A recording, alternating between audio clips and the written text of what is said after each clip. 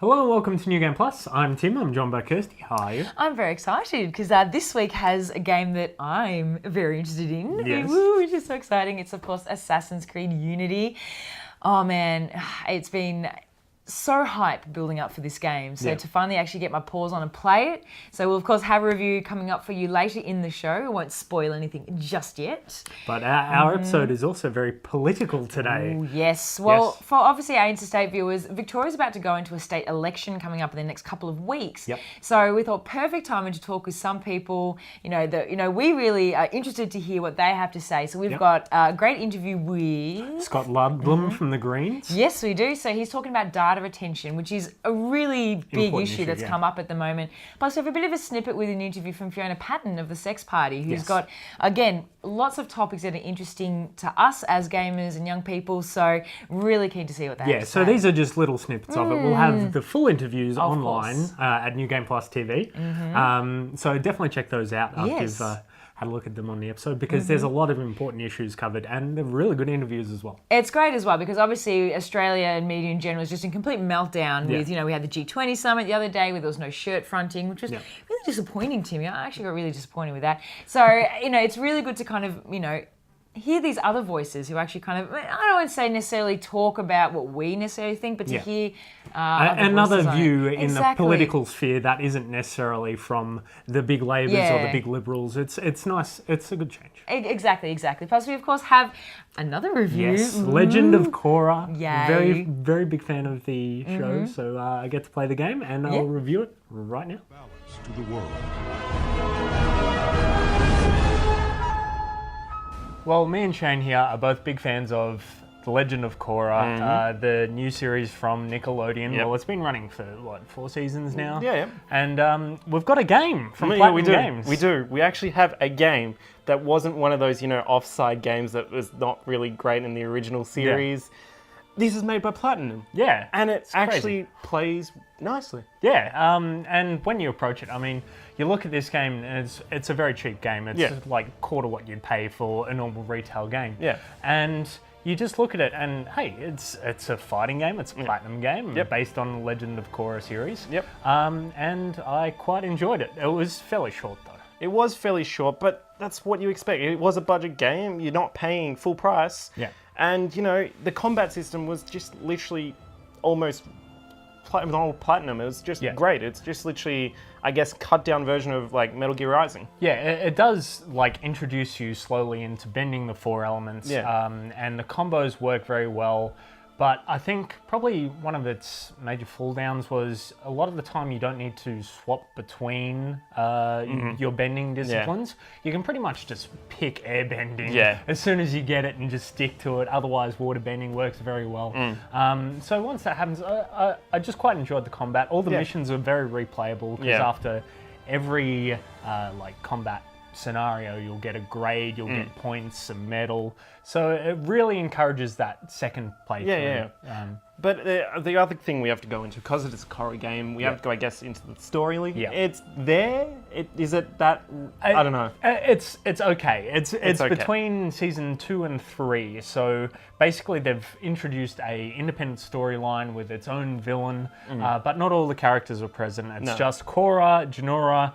You get Mako and Bolin in the pro bending, which is unlocked after you beat the game. It's a bit of fun. Would have been better with multiplayer though. So I think it's still a good little package. Lots of replayability, lots of fun. Well, the shoe is on the other foot now, because usually you ask, would I play the game? And obviously I did play the game and I did enjoy it. So now I get to ask you, would you play Legend of Korra? Now, the guys who made this game are Platinum Games. Yes. Now, they made Bayonetta. Yes. They made Revengeance. So to me, even I'm surprised that you're playing Legend of Korra, because Bayonetta and Revengeance are very Japanese games. Yeah.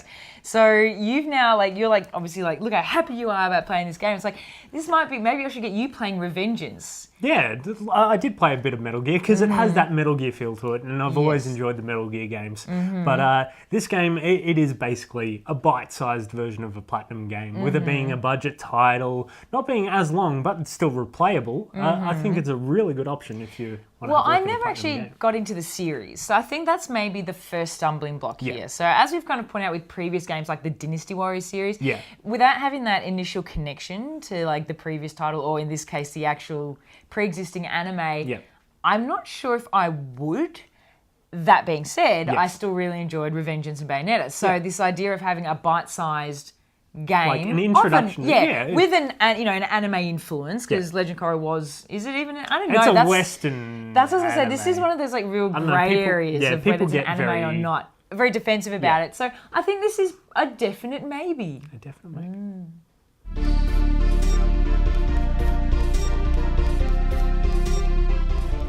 So even though Warner Brothers behind us have a big big thing for Shadow of Mordor, they also have other stuff there. I mean, Matt, you checked out a little bit of Dying Light earlier. Yeah, so Dying Light is essentially a free-running game similar to the vein of Mirror's Edge, but adding zombies to the mix. So That sounds awesome. it sounds awesome in concept, unfortunately. So I did play a fair amount of it, probably about 10 minutes at least, for the entire demo, and unfortunately it doesn't really live up to expectations that games like Mirror's Edge have established. So you get to free run. There's a lot of tools at your disposal of fleeing from zombies and things like that, different hordes. But every time you have to pass a zombie, there's actually particular parts in the game where you've got to clear the area full of zombies, which just grinds the momentum to a halt. So there's no inertia, no anything like that. It goes from free running, and then you've got to kill a bunch of zombies. So it kind of ruins the whole aesthetic of Dying Light in a sense. But unfortunately, yeah, hopefully that does get better. I think it's a fairly old build of the game, so hopefully it does get better once the game actually releases. But you got to check out Mortal Kombat 10. I did. Mortal Kombat X is awesome. It brings together. I love MK9. It's a better playing version of that. It brings in all some of the stuff from Injustice, so all the stage interactable stuff, and it just feels really solid. Like it's violent, it's visceral. It feels like MK, and that's exactly what I want. It was more to what Injustice kind of brought to the table. Honestly, April can't come soon enough. I really can't wait to check out the final game when it hits. So I think we need to go for a couple of rounds. Yeah, definitely. I mean, before MK9, Mortal Kombat kind of suffered from a bit of an identity crisis, but it's good to see them go back to form. Right. Agreed. Definitely can't wait.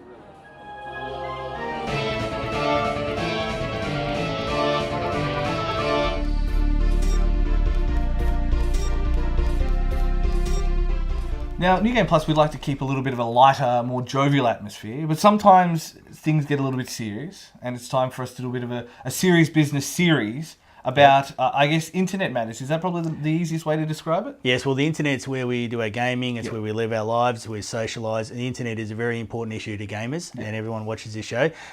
So what we're doing is we're having a look at internet issues that affect us all. And the first one we're looking at as part of this series is metadata. So metadata, obviously, it's a big buzzword at the moment. It's huge in the Australian sphere. Everybody's talking about the new laws being pushed through. But, I mean, in the simple definition is it's data about data.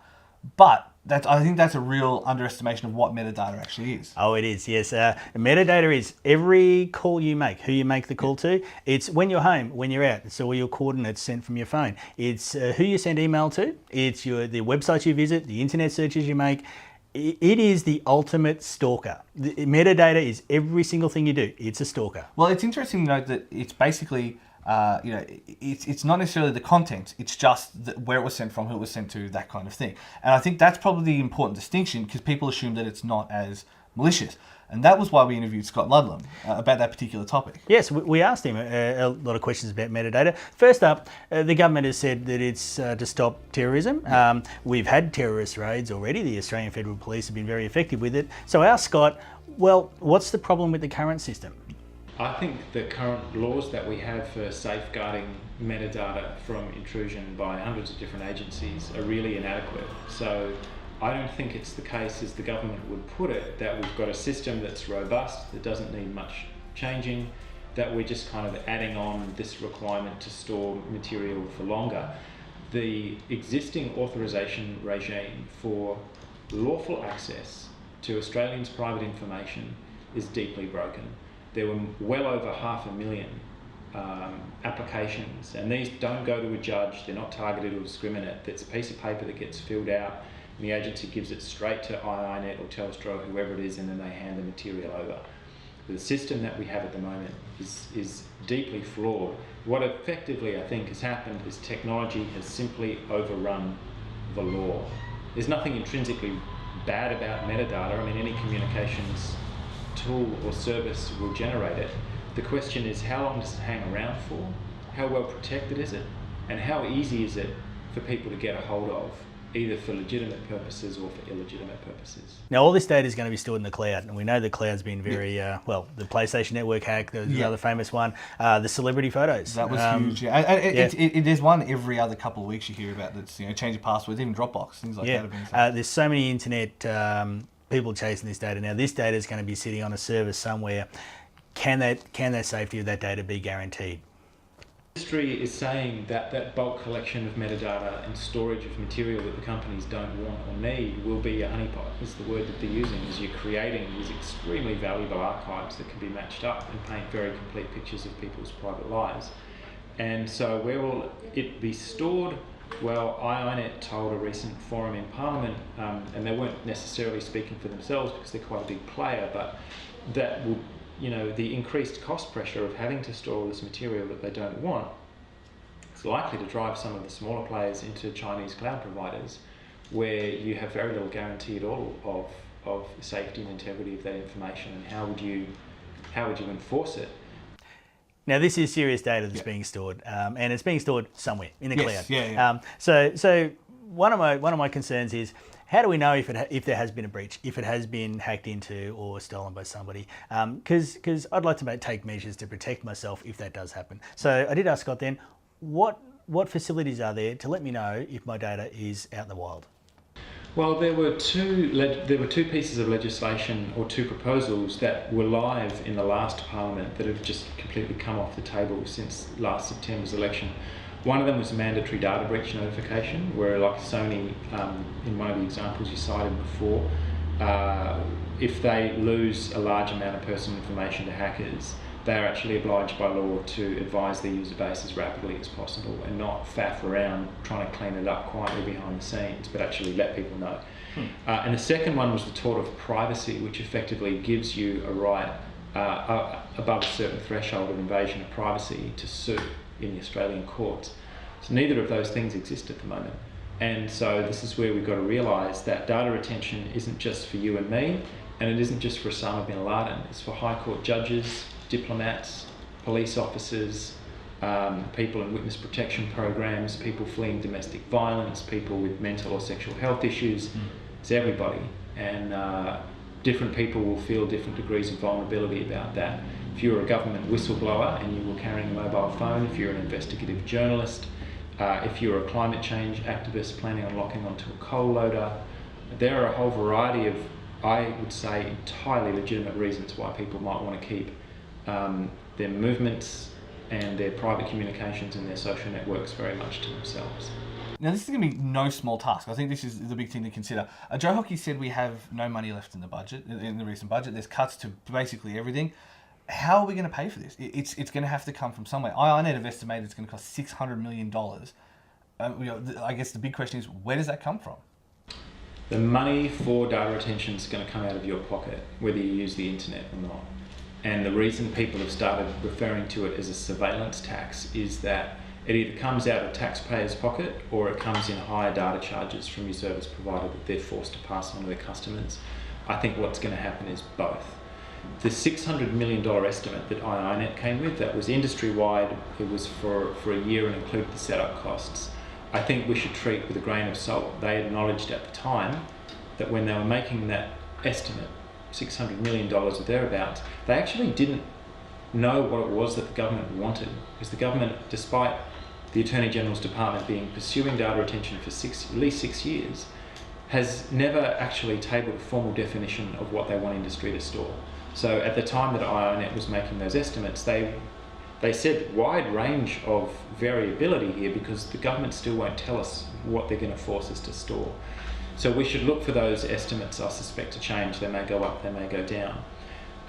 Interestingly enough, the government a couple of weeks ago engaged PricewaterhouseCoopers to undertake an independent study of costs, and yet they've introduced the legislation before that study has been done.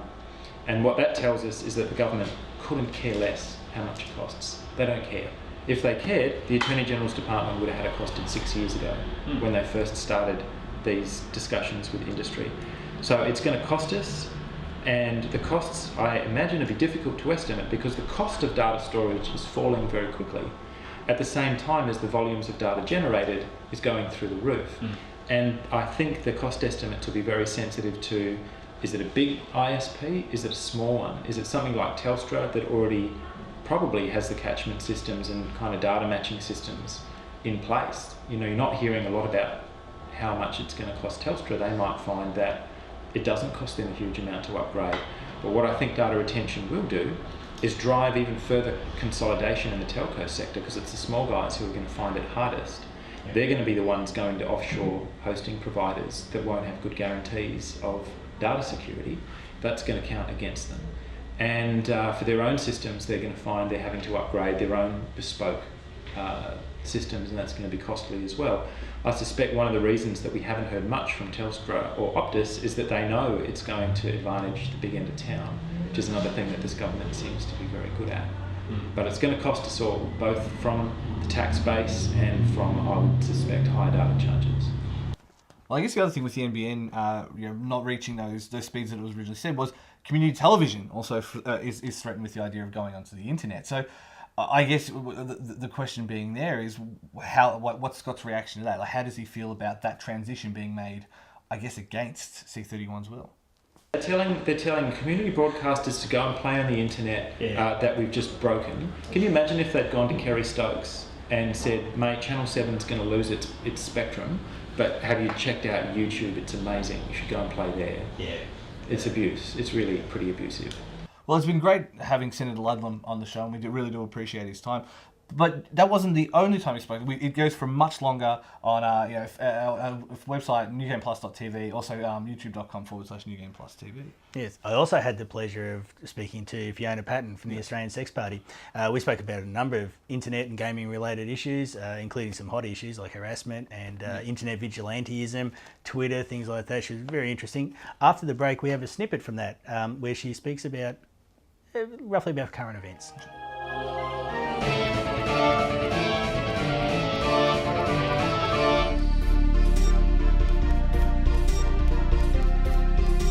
We seem to have a confrontational attitude online to anything gender or sex related, which seems to be a bit of a mess. I mean, your views on that? I mean, is it an education issue? Is it what can we do to try and help that out? Because it does look like there's a lot of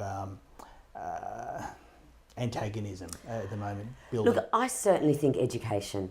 Yeah, I honestly and I mean, and it's funny. I'll just actually use this story because when we first started, an R rating for computer games was one of our main platforms when the Sex Party established.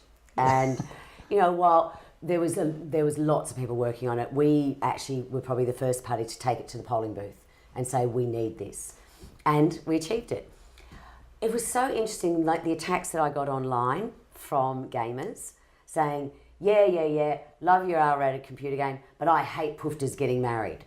And that seemed, I'm sorry to say guys, but that seemed to come from the gaming community quite a lot. So we need to be teaching... Stop it. Yeah, we need to be teaching people respect, and we need to be teaching, respect for other people's choices and other people's sexuality, and to respect and celebrate that diversity. It's happening. We're going that way. I mean, you look at, gay marriage and homophobia. I mean, most people, 80% of the population, oppose homophobia and support gay marriage these days. Yep. So that is changing, but I certainly think education in our schools could go a long way about that.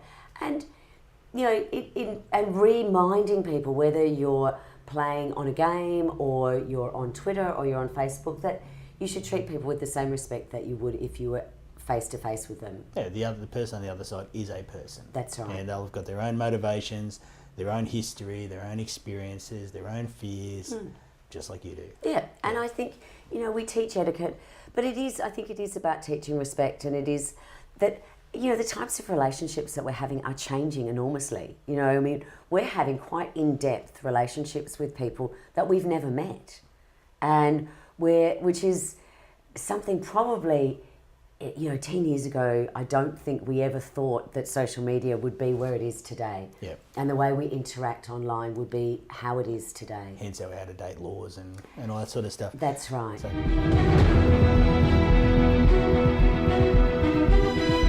Now, Assassin's Creed Unity seems to have copped it a fair bit recently, but realistically, what were people expecting? It's an Assassin's Creed game, so there are certain things that come with that. They tend to be buggy, they tend to have a swarthy, kind of very charismatic protagonist. They tend to Forrest Gump into a lot of historical moments, as in you're suddenly inserted into this thing that you've read about in a textbook.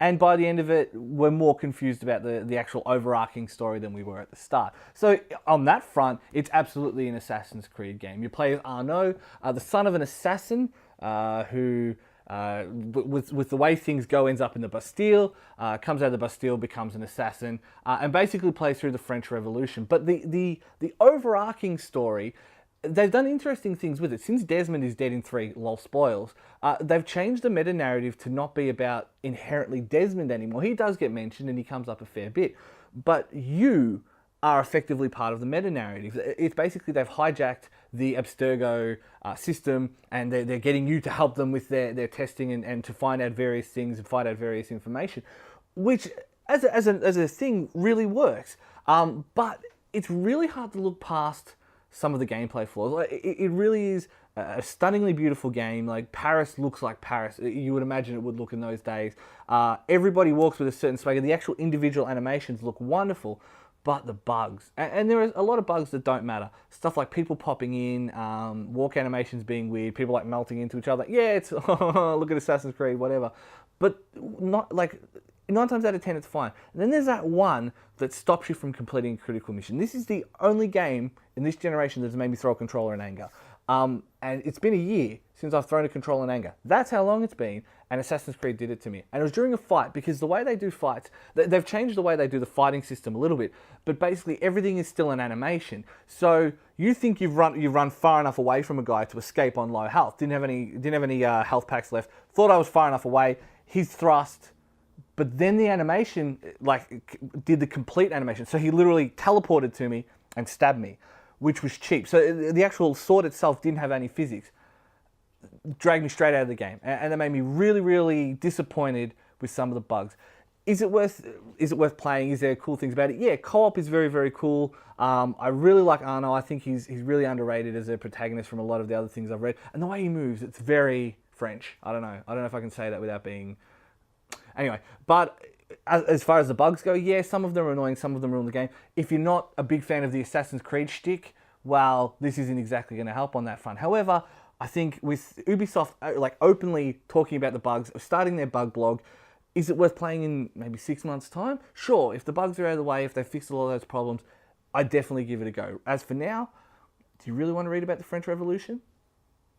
No, anyway, Assassin's Creed. So, Assassin's Creed Unity. There's one thing, okay, don't get me wrong, love this game. I mean, seriously, you saw it.